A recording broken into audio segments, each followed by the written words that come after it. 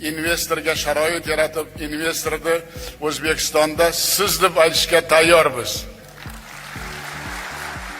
Prezident Shavkat Mirziyoyev Toshkent xalqaro investitsiya forumi ishtirokchilariga murojaat qilib, O'zbekistonda xorijiy investorlarning huquqlari kafolatlanishini aytdi.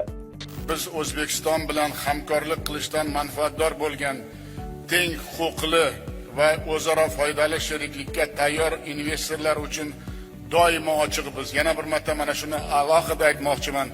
Butun harakatlarimiz, butun intilishlarimiz investorga sharoit yaratib, investorni O'zbekistonda siz deb aytishga tayyormiz. Davlat rahbarining so'zlariga ko'ra, oxirgi yillarda O'zbekistonga 150 milliard dollardan ortiq xorijiy investitsiya jalb qilingan.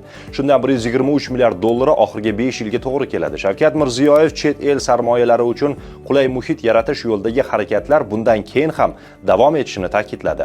Diyorimizga katta ishonch va g'oyalar bilan kelayotgan xorijiy sarmoyalarga yangi O'zbekistonning eshiklari hamisha ochiq. Prezident sifatida shaxsan o'zim va hukumatimiz yoningizda yelkadosh bo'lishga doim tayyormiz.